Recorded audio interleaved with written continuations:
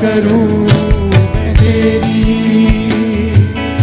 तेरी तमन्ना करूं। अपने हाथों को उठा के सब जन तेरे चरणों में बैठूं, तेरी प्रशंसा करूं। कितना सुकून है बातों में तेरी, कैसी कशिश है आंखों में तेरी। कितना मजा है राहों में तेरी, अजब मजा है राहों में तेरी। झुक झुक के सजदा करूं, झुक झुक के सजदा करूं। यीशु तेरी पूजा करूं। अपने हाथों को उठाओ सब क्वायर, सब ब्रांचेस अपने हाथों को उठाकर थैंक यू जीसस। बाइबल कहती खुदावंद को धन्यवाद का बलिदान चढ़ा तो उसकी महिमा को देखने पाएगा। अपने हाथों को उठाओ। पूजा करूं मैं तेरी तमन्ना करूं। चरणों में तेरे मैं बैठूं, तेरी प्रशंसा करूं। कितना सुकून है बातों में तेरी, कैसी कशिश है आँखों में तेरी। अजब मज़ा है राहों में तेरी, अजब मज़ा है राहों में तेरी। झुक झुक के सजदा करूं, झुक झुक के सजदा करूं। यीशु तेरी पूजा करूं, पूजा करूं मैं तेरी। अपने हाथों को उठाकर थैंक यू जीसस। सब ब्रांचेस अपने हाथों को उठाकर तेरे ही चरणों में बैठूं, तेरी तमन्ना करूं। आँखों में तेरे सपने सजाऊं, दिल में मोहब्बत तेरी बसाऊं। तेरी सलीकी अज़मत बताऊं। खुदावंद का आत्मा एक सिस्टर को अपनी अभिषेक से और अपनी पवित्र आत्मा से भर रहा है राइट नाउ। आप ऑनलाइन सुन रहे हैं इसको। आप एक यंग लड़की हैं आप, और खुदावंद का रूह आपको टच कर रहा है राइट नाउ। लाइफ आपकी सेव नहीं रहने वाली। सब ब्रांचेस अपने हाथों को उठाओ। Thank you Jesus. खुदावंद तेरा आत्मा इनकी जिंदगी में कार्य करे, तेरा वचन इनकी जिंदगी में कार्य करे। जो वर्ड आज इनको सुनाई दे खुदावंद, वो तेरी आवाज है खुदावंद। ये तेरी आवाज को सुने और तुझे फॉलो करें खुदावंद। तेरा पाक रूह अजीब और अचंभी और बड़ी रीति के साथ काम करे खुदावंद। शैतान शर्मिंदा हो खुदावंद। तेरा यह वचन इनकी जिंदगी में 100 का 100 गुना फलों को लेके आए। अंधकार की शक्तियां इन वचनों को चुरा ना सके खुदावंद। अपने हाथों को उठाओ, क्वायर के साथ मिलकर सेम लाइन। पूजा करूं मैं तेरी तमन्ना करूं, तेरे ही चरणों में बैठूं, तेरी प्रशंसा करूं। कितना सुकून है बातों में तेरी, कैसी कशिश है आंखों में तेरी। मजा है राहों में तेरी, अजब मजा है राहों में तेरी। झुक झुक के सजदा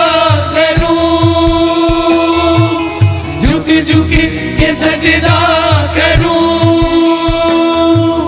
यीशु तेरी पूजा करूं। अपने हाथों को उठाओ।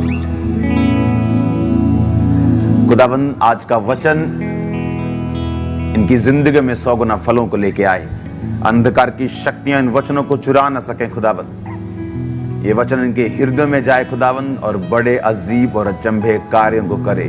प्रभु यीशु मसीह के सामर्थी नाम में हम मांगते हैं, आमीन आमीन हालेलुया।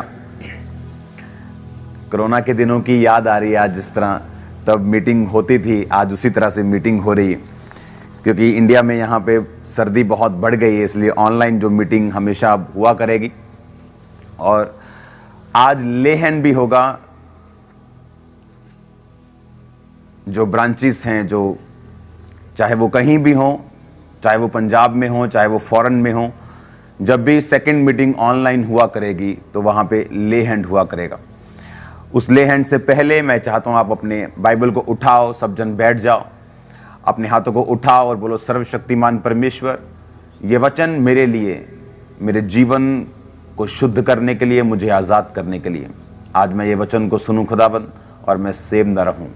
प्रभु यीशु मसीह के पवित्र और सामर्थी नाम में हम मांगते हैं, आमीन। हम पढ़ते हैं एस्तर की पुस्तक, उसका 6 अध्याय पूरा, और एस्तर की पुस्तक उसका 7 अध्याय पूरा।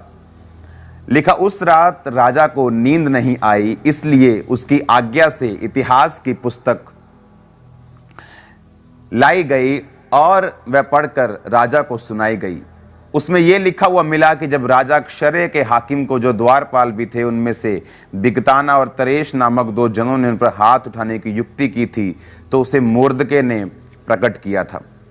अब अगर हम इस एस्तर की पुस्तक को, उसके 6 बाब को कंप्लीट पढ़ते हैं और हम एक चीज को पढ़ते हैं, बाइबल कहती है कि जब हम इतिहास को देखते, जो ਅਸੀਂ ਪੁਰਾਣਾ ਇਤਿਹਾਸ ਪੜ੍ਹਦੇ ਹਾਂ ਬਾਈਬਲ ਦਾ, ਅਸੀਂ ਉਸ ਇਤਿਹਾਸ ਦੇ ਵਿੱਚ ਕੀ ਪੜ੍ਹਦੇ ਹਾਂ ਕਿ ਬਾਰ-ਬਾਰ ਪਰਮੇਸ਼ਵਰ ਦੇ ਲੋਕਾਂ ਨੂੰ ਨਾਸ਼ ਕਰਨ ਦੇ ਲਈ, ਬਾਰ-ਬਾਰ ਯਹੂਦੀਆਂ ਨੂੰ ਨਾਸ਼ ਕਰਨ ਦੇ ਲਈ शैतान हमेशा योजनावां बनाता रहा। और शैतान इसलिए वो योजनाओं को बनाता था क्योंकि शैतान को यहूदी सिर्फ ख़त्म नहीं करने थे, शैतान को ये यहूदियों के वंश में से, दाऊद के गोत्र में से जिसने जन्म लेना था प्रभु यीशु मसीह ने, शैतान की मंशा उस वंश को खत्म करने की थी। और बाइबल कहती है कि बार बार परमेश्वर उनको बचाता रहा और शैतान लोगों को यूज करता था। ये मेरा साइड वाला प्रीव्यू टीम, इसको बंद कर दो थोड़ी देर के लिए ताकि मैं वचन पे कंसंट्रेट कर सकूं। ले हैंड के टाइम हम इन्हें ऑन करते हैं। और बाइबल कहती है कि उनको बार बार मारने के लिए शैतान लोगों का उपयोग करता था। अब जब हम वचन को पढ़ते हैं तो बाइबल कहती है जो हामान नामक एक व्यक्ति था, वो यहूदियों से नफरत करता था और उसने राजा को एक चुगली की और उसने कहा कि हमारे देश में एक ऐसी जाति है जो अपने आप को अलग मानती है, उनकी रीति रिवाज जो हैं वो अलग हैं, उनका चलना खाना पीना उनका स्टाइल जो अलग है, और वो हमारे देश के लिए खतरा बन सकते हैं। लेकिन ओरिजिनलिटी में क्या था कि वही मोर्दके जो यहूदी था और उसी ने राजा के ऊपर, जब 2 राजा के करीबी लोगों ने उसे मारने की योजना और हाथ उठाने की युक्ति बनाई थी, तो मोर्दके ने उसे प्रकट किया था। यहूदी लोग जिस भी देश में होते थे उस देश के साथ वो वफादार होते थे और उस देश की बरकत का वो कारण बनते थे। अब जब बाइबल कहती है मोर्दके ने जब उनको प्रकट किया राजे के ऊपर, तो राजा ने मोर्दके से कोई मुलाकात नहीं की। लेकिन जब हामान नामक व्यक्ति, हामान कौन था? बाइबल कहती है जब आप एस्तर की पुस्तक को 1 से लेके पूरी उस एस्तर की पुस्तक को पढ़ते तो बाइबल कहती है वो अगागी, यानी उस वंश से आया था जिस वंश को शाऊल को परमेश्वर ने पूरी तरह से नाश करने के लिए बोला था। इसलिए मैंने कहा परमेश्वर से अधिक धर्मी नहीं हो सकते, आप परमेश्वर से अधिक दयालु नहीं हो सकते, आप परमेश्वर से अधिक पवित्रताई में नहीं हो सकते। मेरे टीवी के व्यू को बार बार चेंज मत करो, इधर वाले को। और इसीलिए बाइबल कहती है कि जब परमेश्वर ने बोला शाऊल, इस तेरे सामने जितने लोग हैं इन्हें नाश कर, शाऊल को लगा कि परमेश्वर क्रूर हो रहा है, वो बड़ा क्रूर हो रहा है, लेकिन परमेश्वर जानता था कि ये वही लोग हैं जो आने वाले समय में, कौन था मुर्दके, कौन थे ये लोग, उसी शाऊल, उसी परमेश्वर के लोगों के, उन्हीं लोगों के वंश के वो लोग थे, उन्हीं इजराइलियों के वो वंश थे। और उन्हीं को परमेश्वर ने बोला था कि इनको नष्ट कर, क्योंकि ये यहूदियों के वंश को नष्ट करने की कोशिश करेंगे। लेकिन शाऊल ने ऐसा नहीं किया और परमेश्वर की ओर से वो राजा हटा दिया गया। मैं आपको बैक स्टोरी इसलिए बता रहा हूं कि जो आज पाप एक बॉयफ्रेंड के रूप में, गर्लफ्रेंड के रूप में है, कल को वो बड़ा शैतान है। आज जो छोटा सांप है वो कल को अजगर बन जाएगा, और अगर आप उसको नहीं मारेंगे तो वो आपको निगलने की कोशिश करेगा। और बाइबल कहती है कि उसी मुर्दके ने, उसी यहूदी ने राजा के साथ वफादारी की और राजा को बताया कि कौन से ऐसे तेरे 2 कर्मचारी हैं जो तुझे इनके हाथों में पड़कर, मारकर तुझे खत्म करना चाहते थे। और बाइबल कहती है जब एस्तर ने दिन रात के रोजे रखे, जब हमान ने राजा से गलती से और छल से और कपट से और 345 टन चांदी का लालच देकर कि मैं तुझे 10,000 किकार चांदी दूंगा कि तू इन यहूदियों को नष्ट करने के लिए मुझे चिट्ठी दे और अपनी अंगूठी की छाप दे, कि जब ये छाप लग जाती थी तो वो चिट्ठी अटल होती थी। और राजा ने उसे अंगूठी दी, उसने छाप लगाई। 345 टन, इमेजिन, 3,45,000 किलो चांदी यूज की गई यहूदियों को फिनिश करने के लिए। और बाइबल कहती राजा ने उसे अपनी छाप दी और उसने लगाया, और सारे शूशनगढ़ में जहां उनका गढ़ था और सारे 127 प्रांत, एस्तर की पुस्तक ऐसी पुस्तक, अगर आप पहला बाप उसका पढ़ेंगे तो वहां पे इंडिया का जिक्र आता है। हिंदुस्तान वहां लिखा है, इंडिया लिखा है, भारत वहां पे लिखा है कि इंडिया से लेके इथोपिया तक 127 प्रांतों में उनका राज था। राजा क्षरे का जो राज था वो 127 प्रांतों में था। और जब एस्तर पटरानी बनाएगी, क्योंकि उसकी अपनी वस्ती रानी थी, वो उसके काबिल नहीं रही, और उसकी आज्ञा का उल्लंघन करने के बाद जब एस्तर रानी बनाई गई, और एस्तर यहूदियों की थी और मुर्दके उसका चाचे का बेटा था और मुर्दके ने उसको पाला था। और बाइबल कहती जब उसने शादी करवाई तो मुर्दके ने कहा था, और मुर्दके की बात को वो परमेश्वर के बात की तरह मानती थी, उसे मेंटर समझती थी, अपना फादर समझती थी। और मुर्दके ने बोला था कि अभी अपनी जाति राजा के ऊपर प्रकट मत करना। और हमान को यह बात मालूम नहीं थी कि रानी भी उसी जाति की है, लेकिन हमान के दिल में कपट उस टाइम आया जब मुर्दके हमान के सामने झुकता नहीं था, क्योंकि जो क्रिश्चियन लोग थे, जो यहूदी लोग थे, वो सिर्फ परमेश्वर के सामने झुकते थे। वो उनके खिलाफ नहीं चला, मुर्दके ने उसको गाली नहीं निकाली, वो गद्दार नहीं था, देश के साथ वफादार था, राजा के साथ वफादार था, फिर भी उसके खिलाफ युक्ति की गई। और बाइबल कहती है उसने यहूदियों के खिलाफ एक युक्ति करके एक चिट्ठी निकाली। 127 प्रांतों में वो चिट्ठी भेजी गई कि फलाने महीने के 12वें महीने के 13वें दिन को सभी लोग उठें और यहूदियों को खत्म कर दें एक ही दिन में, क्योंकि ये लोग हमारी जाति से मेल नहीं रखते, ये प्रसाद नहीं खाते, ये वो नहीं करते, ये नहीं करते। उनको भड़का के उनको खत्म करने की कोशिश की गई। और बाइबल कहती मुर्दके को जब यह बात मालूम हुई, उसने टाट पहना और एस्तर के हाथ में एक संदेश भेजा कि तो अब तुझे परमेश्वर के सामने खड़े होना है, राजा के पास जाकर अपनी जाति को बचाना है। अगर तू नहीं बचाएगी तो कोई और बचा लेगा, और शायद परमेश्वर ने इसी काम के लिए तुझे अंदर भेजा है।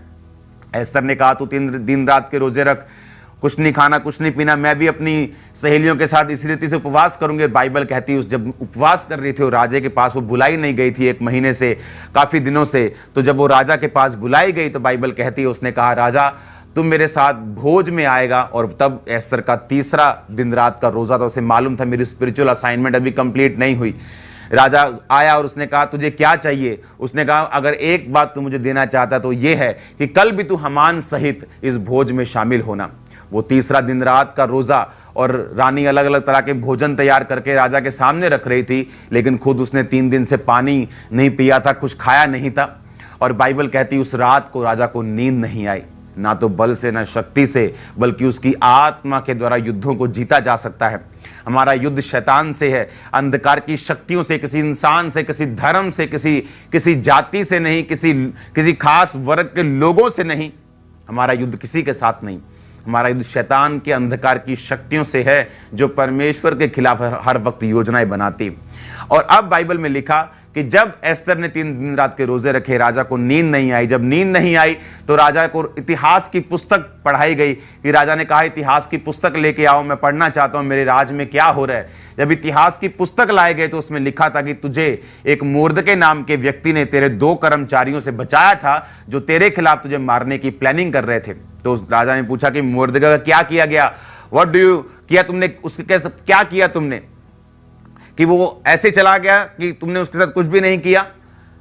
ऐसे कैसे हो सकता है कि एक व्यक्ति ने मेरी जान बचाई और तुमने उसको कोई ब्लेसिंग नहीं दी। उसने कहा उसके साथ कुछ नहीं किया गया, उसको भुलाया गया। हमान को पूछा गया, हमान अगर कोई व्यक्ति ऐसा मेरे साथ ब्लेसिंग का व्यवहार करे तो राजा जब किसी व्यक्ति को ऊंचा करना चाहे तो कैसे करे। हमान को लगा वो मेरे बारे में बात कर रहा है। उसने कहा उसे राजा का वस्त्र पहनाया जाए, राजे के निज खच्चर पर चढ़ाया जाए, उसे राजे की मुंदरी पहनाई जाए, ये किया जाए वो किया जाए, उसे राजे के वस्त्रों में घुमाया जाए। तो उसने कहा जाओ और मोर्दके को घुमा। और बाइबल कहती है वही हमान मोर्दके को जाकर घुमाने लगा और जोर जोर से उसके बारे में प्रीच करने लगा और परमेश्वर ने मोर्दके को बचाया। और अगले दिन फिर जब हमान अपने घर में गया, ये कोशिश करने लगा कि इस मुर्दके को मैं फांसी के फंदे पे चढ़ाऊंगा। उसने 50 हाथ लंबा, बाइबल कहती, फांसी का फंदा भी तैयार किया। और बाइबल कहती जब अगले दिन वो फिर आया तो रानी, उसे मालूम नहीं था कि यहूदी जाति की है। अब रानी को मालूम था मेरी स्पिरिचुअल असाइनमेंट जो 3 दिन रात के रोजों की कंप्लीट हो गई, उसे मालूम था मेरे परमेश्वर ने प्रार्थना को सुन लिया है। और जब वो राजा के पास आके रोने लगी और कहा कि इस दुष्ट हमान ने मेरी जाति के खिलाफ ये घोषणाएं करवाई हैं और अब मैं भी मर जाऊंगी और मेरे लोग भी मर जाएंगे। और इस बात से राजा क्रोधित हुआ और जो खंबा उसने फांसी का मुर्दके के लिए बनाया था, राजा ने उसी खंबे पर हमान को लटका दिया। और बाइबल कहती है फिर चिट्ठियां डाली गई 127 प्रांतों को कि जो लोग तुम्हें मारना चाहते थे अब उन लोगों को खत्म कर दिया जाए और यहूदी जाति अपने आप को बचाए। और बाइबल कहती बहुत से लोग उस समय यहूदी बन गए, बहुत से लोग परमेश्वर को मानने लगे, बहुत से लोग परमेश्वर का भय मानने लगे कि परमेश्वर ने किस रीति के साथ उनकी जिंदगियों में उसने कार्य किया। अब जब इसी 6 बाब की 13 और 14 आयत को हम पढ़ते हैं, जब हमान ने अपनी पत्नी जरेश और सब मित्रों को सब कुछ जो उस पर बीता था वर्णन किया, तब उसने बुद्धिमान मित्रों और उसकी पत्नी जरेश ने उससे कहा मुर्दके जिसे तू नीचा दिखाना चाहता है, यदि वो यहूदियों के वंश का है तो तू उस पर प्रबल ना होने पाएगा और उसे पूरी रीति से नीचा नहीं खाएगा। जोर से हालेलुया बोलो, जोर से जोर से जोर से आमीन। उसने, हमान की औरत ने कहा यदि ये यहूदियों के वंश का है तो तू उस पर कभी प्रबल नहीं होने पाएगा। यदि ये परमेश्वर को मानता है, यदि इसने अपना जीवन परमेश्वर को दिया है, यदि ये सचमुच यहूदी है तो कभी भी नेवर, तू कभी उस पर प्रबल नहीं होने पाएगा, तू कभी उस पर फतह नहीं पाने पाएगा, तू कभी उस पर ओवरकम नहीं करने पाएगा, तू कभी उस पर प्रबल नहीं होने पाएगा, तो उससे पूरी रीति से नीचा ही खाएगा। तो जब भी उसका सामना करेगा तुझे शर्मिंदगी का सामना करना पड़ेगा। ये वरदान परमेश्वर ने आज भी आपको, मुझको, जो इज़राइल के वंश के हैं, ये दिया है। अगर आप परमेश्वर के वंश के हैं, अगर आपने जीसस क्राइस्ट को अपना मुक्तिदाता कबूल कर लिया, तो बाइबल कहती है आप स्पिरिचुअली इजरायली हैं, आप स्पिरिचुअली यहूदी हैं, आप स्पिरिचुअली परमेश्वर के गोत्र के हैं, आप स्पिरिचुअली परमेश्वर यीशु मसीह की संतान हैं। आपका डीएनए चेंज हो चुका है। कोई ऐसी बीमारी नहीं जो आपको हरा सकती हो, कोई ऐसा ट्रबल नहीं जो आपको हरा सकता हो, कोई ऐसा नहीं, वो पावरफुल हो या ना हो, ऊपर हो या नीचे का हो, जो आपको नीचा कर सके। अगर आप यहूदियों के वंश के हैं, अगर आप परमेश्वर के वंश के हैं तो। और बाइबल कहती, उसने कहा तू उसके सामने नीचा ही खाएगा।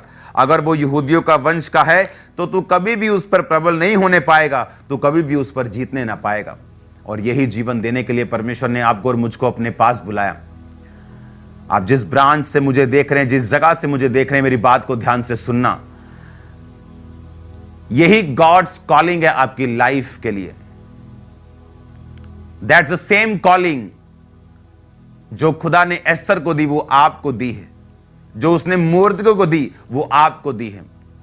अगर हम परमेश्वर के वंश के हैं, अगर हमारी लाइफ में ऐसा कोई ऐसा पाप नहीं जो हमने कन्फेस नहीं किया, छोड़ा नहीं, अगर हम परमेश्वर के साथ उसकी आज्ञाओं पे चलने वाले स्पिरिचुअल यहूदी हैं, तो परमेश्वर ने आपके साथ वायदा किया है। एक अन्य जाति इस बात की गवाही दे रहा है कि अगर वो यहूदियों के वंश का है तो तू उस पर कभी प्रबल नहीं होने पाएगा। आप यीशु मसीह के नाम में मैं घोषित करता हूं यहूदियों के वंश के ऊपर, जो कि स्पिरिचुअली आप हैं, कोई दुनिया की ताकत आप पर प्रबल ना होने पाए, कोई बीमारी की ताकत आप पे प्रबल ना होने पाए, कोई दुष्ट की ताकत आप पे प्रबल ना होने पाए, कोई अंधकार की ताकत आप पे प्रबल ना होने पाए। यीशु मसीह के सामर्थी नाम में हम मांगते हैं, आमीन, हालेलुया। बाइबल कहती है स्टेज पर कोई भी आवाज नहीं आनी चाहिए, मेरे को स्टेज के ऊपर सब आवाज बंद होनी चाहिए, कोई आवाज मुझे नहीं आनी चाहिए स्टेज की, हालेलुया। आपको ये बात समझनी है राइट नाउ।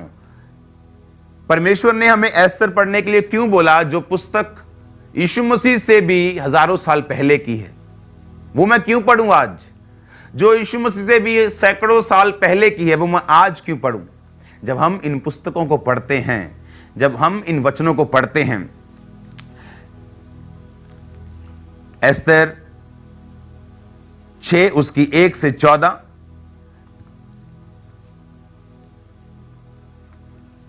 इसमें डायरेक्ट परमेश्वर ने आपको एक वचन दिया है। और एक अन्य जाति जरेश की पत्नी, जरेश का जो वचन मैंने भी पढ़ा था कि हामान ने अपनी पत्नी जरेश और अपने सब मित्रों को, बुद्धिमान मित्र उसकी पत्नी जरेश, कि अगर तू मोर्दके को नीचा दिखाना चाहता है और ये वो यहूदियों का वंश का है, तो तू उस पर कभी प्रबल नहीं होने पाएगा। आज परमेश्वर ने आपको विक्टोरियस लाइफ दी है और ये विक्ट्री 100% एवरेज के साथ है।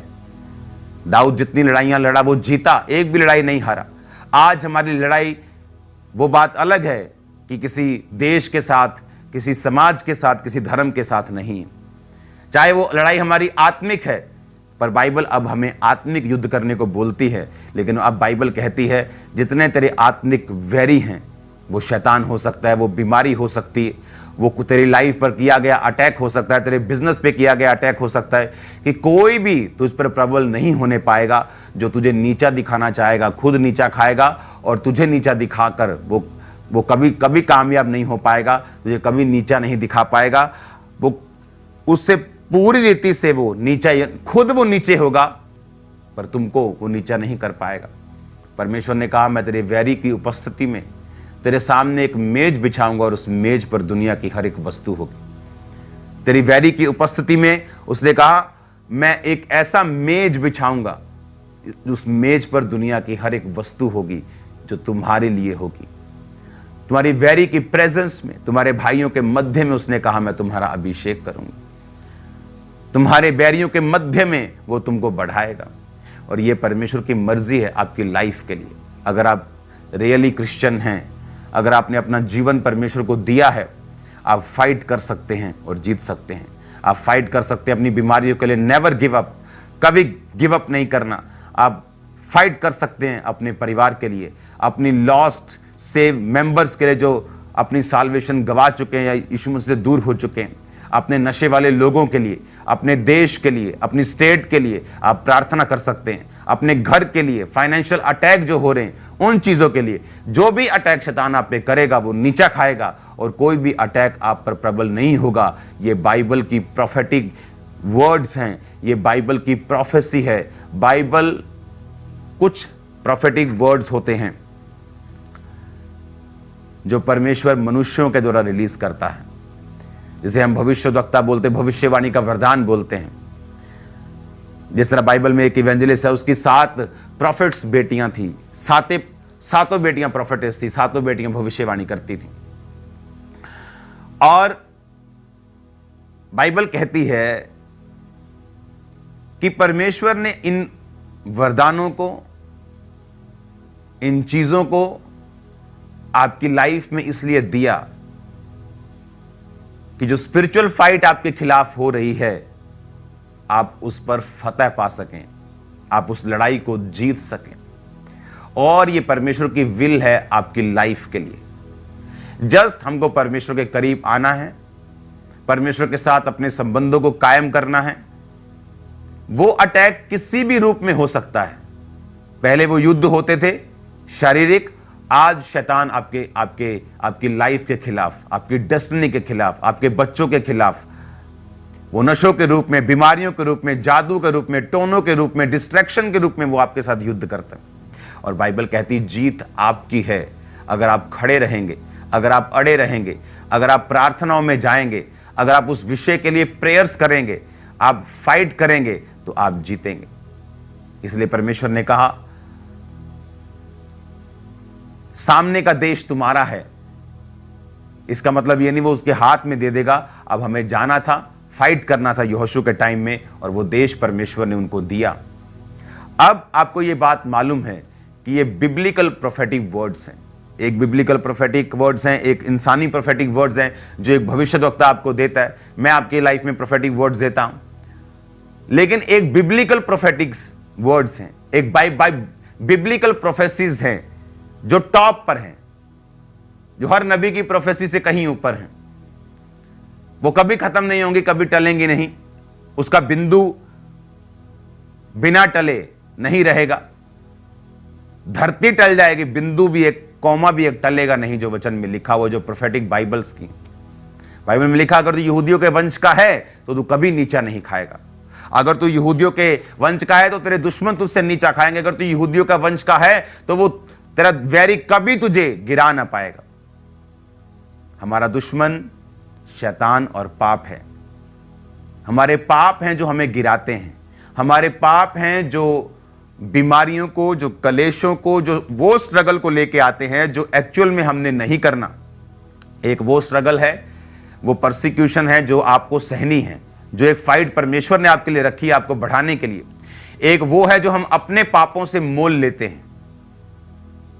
एक तो आप गाड़ी पे जा रहे हैं, एक है कि आप सड़क पे हैं तो खुदावंद आपके साथ है, लेकिन मैं लोगों की बात कर रहा हूं तो कुछ तो रिस्क है। लेकिन एक है कि आप गाड़ी इस तरह से चला रहे हैं तो आप रिस्क ही रिस्क है। एक है जो फाइट परमेश्वर ने आपको देनी है। जैसे मैंने फाइट की अपनी फैमिली से, दुष्ट आत्माओं से, अपने दिमाग से, डिप्रेशन से, बीमारियों से। एक वो फाइट है जो हम पाप में घुस के खुद अपनी लाइफ पे ले लेते हैं। परमेश्वर ने कहा अगर तू ऐसा फाइट करेगा तो तू हार जाएगा, थक जाएगा। लेकिन अगर तू मेरे वंश का होगा, अगर तू मेरे साथ होगा, और जब फाइट तेरी लाइफ में होगी तू कभी हारेगा नहीं। तू फाइट करेगा और जीतेगा यीशु मसीह के नाम में। आप फाइट करेंगे और जीतेंगे यीशु मसीह के नाम में। अपने लोगों के लिए, अपने परिवार के लिए, आपकी लाइफ पर मैं ब्लेसिंग्स को आता हुआ देख रहा हूं। आपकी लाइफ पर, अपनी प्रॉपर्टीज को मैं बाय करता हुआ कनाडा में देख रहा हूं। आपकी ब्लेसिंग्स को मैं आता हुआ आपकी फैमिली के ऊपर देख रहा हूं। प्रभाव को आता हुआ देख रहा हूं। आपकी लाइफ में ब्लेसिंग्स को उतरता हुआ देख रहा हूं। लाइफ में आपकी ऐसी ब्लेसिंग्स कभी नहीं आपने देखी होंगी जो मैं एक परिवार के ऊपर, ऑनलाइन मुझे देख रहा, मैं आपके परिवार के ऊपर आता हुआ देख रहा हूं। ये परमेश्वर की मर्जी है आपकी लाइफ के लिए। उसने कहा यदि यहूदियों के वंश का है तो उस पर कभी प्रबल ना होने पाएगा। और ये कौन कह रहा है? ये उसकी अपनी पत्नी और बुद्धिमान लोग कह रहे हैं, जिनको इतिहास मालूम था इजराइल का, जिनको इतिहास मालूम था यहूदियों का, कि यहूदी जब भी मरे अपने पापों की वजह से मरे। यहूदी कभी भी दुश्मन से नहीं मरे। दुश्मन कभी उनको मार नहीं पाया, दुश्मन कभी उनको नीचा नहीं कर पाया। यहूदी जब भी मरे, खुदा के साथ सेपरेशन जब उनकी हुई, खुदा के साथ जब उनका अलगाव हुआ, जब खुदा से अलग हो गए, तब वो मरे। और जब जब वो अलग होते थे, पाप में फंसते, कभी पलिश्तियों के हाथ में पड़ते थे, कभी मिस्रियों के हाथ में पड़ते थे, फिर दुहाई देते थे, फिर खुदावंद से तौबा करते थे, फिर परमेश्वर न्यायी नबियों को, राजाओं को भेजता था, उनको छुड़ाता था। फिर जब दूर होते थे फिर फंसते थे, और फिर जब समझ आती थी कि हाँ हमें परमेश्वर के करीब रहना है, अगर हम परमेश्वर के करीब हैं तो थोड़े से लोग बड़े बड़े राजाओं को हराते थे। जब परमेश्वर से दूर होते थे तो उनकी बड़ी बड़ी सेनाएं छोटे छोटे राजाओं से हार कर वापिस आती थी, और परमेश्वर ने बताता था ना बल से, ना शक्ति से, बल्कि मेरी आत्मा के द्वारा। अब आपको ये बात अपने दिमाग में, दिल में डाल के रखनी है। जो फॉरेन से लोग ब्रांचेस में देख रहे हैं, आपको ये बातें अपनी स्पिरिट में डाल के रखनी है कि अगर आप परमेश्वर के साथ संबंध में नहीं हैं, फेथफुलनेस में नहीं हैं, अगर आप उसके साथ विश्वास योग्यता में नहीं हैं, तो कोई आपका फिर दुश्मन नहीं। आप अपने सबसे बड़े दुश्मन, आप खुद ही अपने सबसे बड़े दुश्मन हैं, क्योंकि आप जो भी डिसीजन लेंगे वो रॉन्ग हो जाएगा। आप रॉन्ग मैरिजेस में चले जाएंगे, आप रॉन्ग बिजनेस में चले जाएंगे, रॉन्ग डिसीजन लेने शुरू होंगे। जस्ट ऐसा ट्रैक चेंज होगा, आप कहीं के कहीं पहुंच जाएंगे। आपको ये बात अपने दिल में संभाल के रखनी है कि यहूदी उन देशों में भी नहीं मरे जिन देशों ने उनके नाम की चिट्ठियां निकाल दी। बाइबल कहती है शद्रक मेशक अबेदनगो को जलाने की कोशिश की गई, गरम भट्टी में डालने की कोशिश, पंजाबी की तत्तियां पट्ठियां, हाँ, एक गरम भट्टी में उनको डाल दिया गया कि अगर वो मूर्ति को दंडवत हमारे नहीं करेंगे। उन्होंने कहा राजा हम तेरी बनाई हुई मूर्ति को दंडवत नहीं करेंगे। राजा ने अपनी मूर्ति बना के खड़ी की कि मेरी मूर्ति क्या कि दंडवत करो। उन्होंने कहा कि हम यहोवा को दंडवत करते हैं सिर्फ। उन्होंने कहा कि ऐसा है तो तुम्हें भट्टी में डाला जाएगा। 7 गुना आग को तपाकर जिन लोगों ने भट्टियों में डाला वो जल गए, मर गए, लेकिन वो भट्टियों में कभी नहीं जले, कभी नहीं मरे, वापस आए। राजा ने कहा इनके परमेश्वर को मानना ये पूरे दुनिया का के लिए मेरा हुक्म है कि इन्हीं के परमेश्वर को जो निंदा करे उसका घर घूरा कर दिया जाएगा। हमारा परमेश्वर वो है जो हमें बचा सकता है, कारण कि हम उसके साथ वफादार हों, उसके साथ संबंध हमारे कायम हों। यहूदियों को जब भी मुश्किल आई है वो उनके अपने पाप और अपनी सेपरेशन की वजह से आई है। अगर हम सेपरेट नहीं हैं खुदा से, उसके साथ मेल मिलाप में हैं, उसके साथ हमने पापों को कन्फेस करके परमेश्वर के साथ, मैं जानता हूं पाप एक ताकत की तरह है। जिस तरह आत्मिक ताकत आपको अपनी ओर खींचती है, पाप की ताकत आपको अपनी ओर खींचती है। इसीलिए जीवित चर्चिस हैं आपके पास। आप उन जीवित चर्चिस के जब आप जाके फिजिकली उनको अटेंड करते हैं, परमेश्वर आपकी जिंदगी को ब्लेस करता है। पाप की ताकत को वो आप लूज होती हैं, वो खत्म होती। ये एक दिन का प्रोसेस नहीं। और जब आप लगातार परमेश्वर के भवनों में जाते हैं, उसकी हजूरी में बने रहते हैं, वो पाप की ताकत फिनिश होती है। आपको एक दर्शन मिलता है, एक विजन मिलता है, आपको सेवकाई मिलती है, आपको एक परमेश्वर का एक ऐसा विजन मिलता है जिसमें आप अपने तन मन धन से, आप अपनी प्रार्थनाओं से, अपने हर एक गिफ्ट से आप उस दर्शन में चले जाते हैं और खुद भी ब्लेस होते हैं, अपनी फैमिली की ब्लेसिंग का कारण भी बनते हैं।